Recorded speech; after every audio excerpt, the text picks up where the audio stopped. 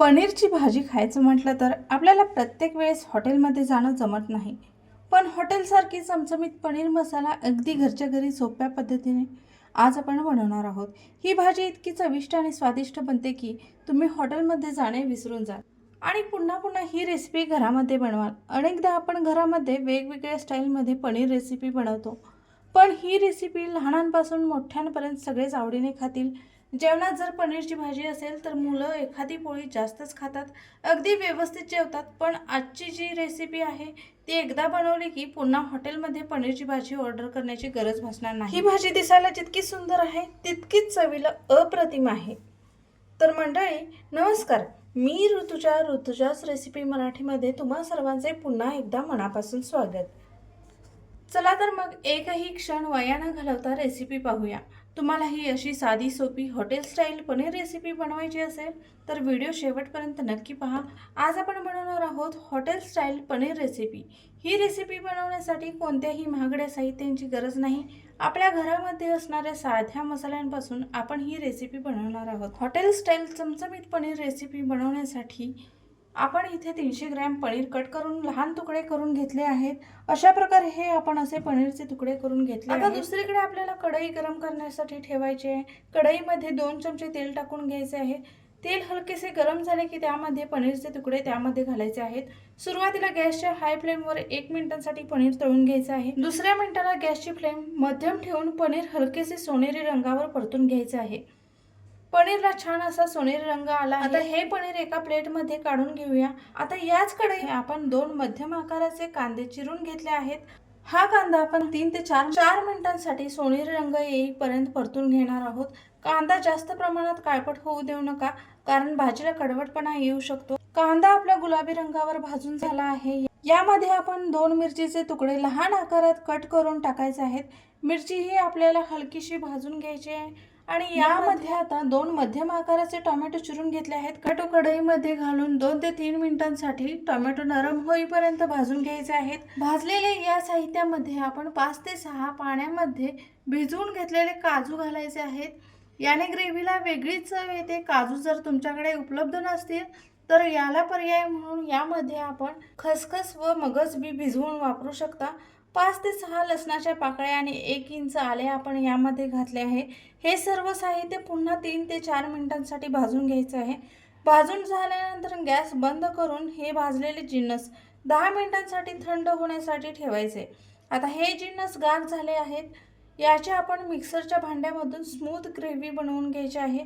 गार झालेले हे आपले साहित्य मिक्सरच्या भांड्यामध्ये घातल्यानंतर यामध्ये आपल्याला थोडीशी कोथिंबीर टाकून छान अशी ग्रेव्ही बनवायची आहे. आपण ही अशी सोनेरी रंगाची छान ग्रेव्ही बनवून घेतली आहे. आता एकीकडे आपण 2 मध्यम आकारात कांदे चिरून घ्यायचे आणि चिरलेले कांदे आपल्याला अर्धा तास पाण्यामध्ये भिजत ठेवायचे आहेत.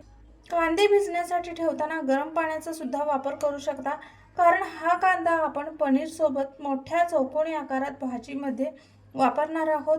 पुन्हा एकीकडे कढई गरम करत ठेवायची आहे. 2 चमचे तूप घालायचे आहे. तुपामुळे ग्रेव्हीला टेक्स्चर चांगले येते व चव ही अप्रतिम लागते. गॅस मंद आचेवर ठेवून आपण तयार केलेली ग्रेव्ही तेलामध्ये घालून घ्यायची आहे आणि मंद आचेवर परतून घ्यायची आहे. ग्रेव्हीला तेल सुटेपर्यंत 5 मिनिटांसाठी परतून घ्यायची आहे. आपल्या या ग्रेव्हीला हलकासा सोनेरी रंग येईपर्यंत आपण ही ग्रेव्ही 5 मिनिटांसाठी भाजून घेणार आहोत. आपली ग्रेव्ही इथं भाजून झालेली आहे. ग्रेव्हीला छान असे तेल सुटलेले आहे आणि हलकासा सोनेरी रंग छान आलेला आहे. भाजलेल्या ग्रेव्हीमध्ये आपण मसाले टाकून घ्यायचे आहेत. आता या ग्रेव्हीमध्ये आपण 1 चमचा काश्मीरी मिरची पावडर, 1 चमचा गरम मसाला, 1 चमचा कसुरी मेथी, 1 चमचा कोल्हापुरी कांदा लसूण मसाला, तुम्ही तुमच्या आवडीनुसार तिखट मसाले वापरू शकता, 1 चमचा हळद घालायची आणि चवीनुसार मीठ घालून व्यवस्थित परतून घ्यायचा आहे. आपला हा मसाला हलकासा सोनेरी रंग येईपर्यंत आपल्याला परतून घ्यायचा आहे, जेणेकरून मीठ आणि मसाले सर्व भाजीला व्यवस्थित लागतील. मसाला व्यवस्थित परतला गेला आहे. यामध्ये पनीर घालून घेऊया आणि आपण 1 तासासाठी भिजत ठेवलेला कांदा पाण्यामध्ये काढून घेऊया आणि या भाजीमध्ये टाकायचा आहे आणि व्यवस्थित पनीर आणि कांदा परतून घ्यायचे आहे. तुम्हाला जर ग्रेव्ही दाटसर वाटत असेल तर यामध्ये 1 ते 1.5 कप पाणी वापरायचं आहे. गरम किंवा गार पाणी वापरू शकता. 1 कप पाणी आपण या भाजीमध्ये घातले आहे आणि 5 ते 6 मिनिटांसाठी शिजत ठेवायचे आहे. 5 मिनिटांसाठी भाजी शिजल्यानंतर गॅस बंद करून घ्यायचा आहे। तयार आहे आपली ही hotel style paneer masala recipe. ही रेसिपी पाहून तर तोंडाला पाणी सुटेलच आणि रेसिपीची चव अप्रतिम आहे। त्याचबरोबर या पनीर मसाला रेसिपीचा सुगंध अगदी घरभर दरवळत आहे। मस्त लालसर ग्रेव्ही, तुपाचा सुगंध, मसाल्याचा अप्रतिम स्वाद आणि अगदी तोंडात विरघळणारे मऊ पनीर।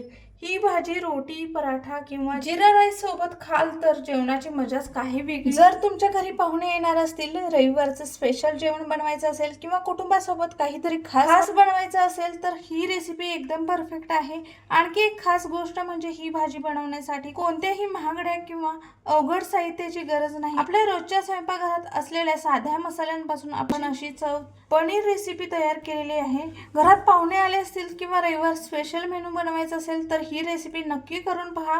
आजची ही पनीरची भाजी नक्की करून पहा आणि तुमचा अनुभव कमेंटमध्ये नक्कीच सांगा। जर ही रेसिपी आवडली असेल तर व्हिडिओला एक लाईक करा आणि आपल्या मित्रमैत्रिणींसोबत शेअर करा आणि अशाच चविष्ट, सोप्या आणि घरगुती रेसिपींसाठी आपल्या चॅनलला सबस्क्राईब करायला विसरू नका।